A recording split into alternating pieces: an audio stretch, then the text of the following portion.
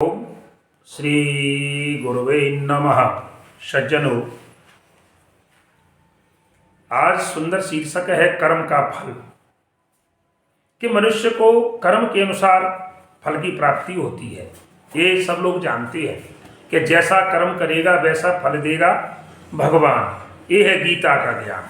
कृष्ण भगवान ने अर्जुन को संदेश दिया है गीता में कि जो लोग जैसा कर्म करते हैं उसी के अनुसार फल की प्राप्ति, जैसा बीज बोते हैं वही प्राप्त होता है।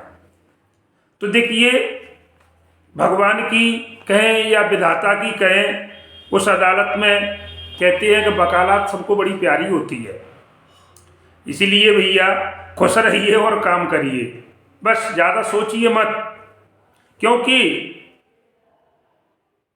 परमात्मा की अदालत में आपका मुकदमा जारी है। आप खुश रह करके अपना काम करते रहें, क्योंकि आपका मुकदमा चल रहा है। और अपने कर्म पर विश्वास रखिए, कर्म पर विश्वास रखिए, किसी मनुष्य की तरफ मत देखिए, क्योंकि सबको देखने वाला ऊपर वाला अर्थात भगवान है।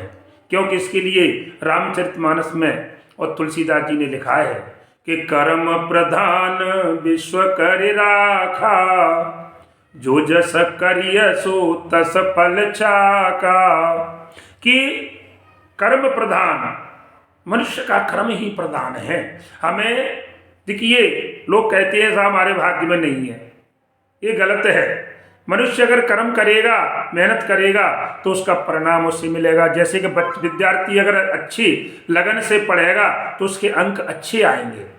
अब आप सो रहे हैं साहब तो भाग्य में नहीं है, हम तो फेल हो गए, ऐसा कुछ नहीं है। तो कहने का मतलब है मनुष्य को कर्म पर विश्वास करना चाहिए। राशि, आजकल सबसे ज्यादा लोग राशियों पर ध्यान देते हैं। जैसे सुबह सुबह अखबार आया और अखबार निकाल कर बैठ जाते हैं कि हमारी राशि में क्या है, हमारी राशि में क्या है। अरे भैया, मैं जो आपसे बोल रहा हूँ राशियों से कुछ नहीं होता। अगर राशियों से ही अगर होना होता तो क्या राम और रावण की राशि एक ही थी? राम और रावण की राशि एक थी, और कृष्ण और कंस की भी राशि एक थी, और देवता और दानवों की भी राशि एक ही थी।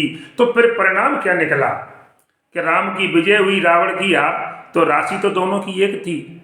लेकिन तो यहाँ पर क्या सिद्ध होता है? यहाँ ये बात सिद्ध होती है कि मनुष्य को इसके कर्म के अनुसार उसको जो है फल की प्राप्ति।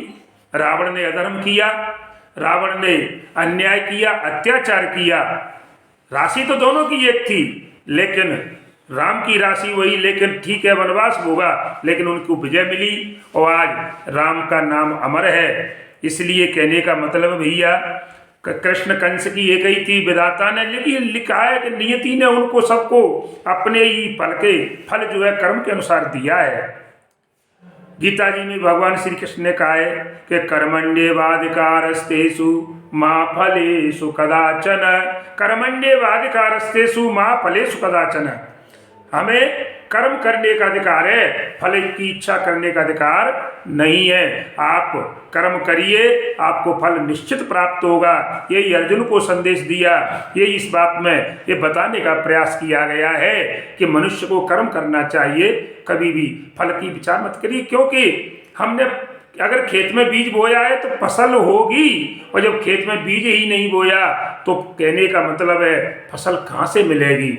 इसलिए सज्जनों, लोगों को इन अंधविश्वासों को छोड़ करके राशि ग्रह नक्षत्र, हाँ ठीक है, मानते हैं कि ये होते हैं, लेकिन जब हम कर्म प्रधान मानते हैं तो कर्म के अनुसार जब मनुष्य, लिखा है रामधारी सिंह दिनकर की एक लाइन है कि जो लोग कहते हैं कि अमीर हैं जिनके भाग्य में गरीबी है, नहीं, वो लिखा है कि अगर मेहनत के बल पर, और लिखते हैं बहा भ्रमों से पानी, और अपनी तकदीर को बदल सकते हैं। जैसे कि इसके माथे पर विधाता ने लिख दिया कि तू गरीब है, कहते हैं लोग हमारे तो सब माथे में लिखा हुआ है, ऐसा नहीं। अगर वो माथे पर लिखा है कि गरीब है, लेकिन अगर वो व्यक्ति मेहनत करता है, और जब महाराज हम मेहनत करते हैं तो उससे हमें पसीना जो निकलता है शरीर से, तो माथे पर जैसे तिलक लगा हुआ है पसीने से छूट जाता है, उसी प्रकार माथे पर जो गरीबी का थप्पा लगा हुआ है विधाता का,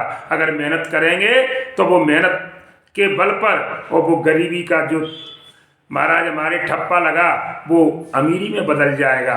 तो ऐसा कुछ नहीं है। इसलिए मनुष्य को हारिए न हिम्मत, विसारिए न हरि नाम, और जाई विद राखे राम, ताई विद रहिए। मनुष्य को कर्म पर बिल्कुल ध्यान देना चाहिए, कर्म करते रहना चाहिए, फल निश्चित मिलेगा, इसमें किसी प्रकार का संदेह नहीं है। जय श्री राम, जय हनुमान।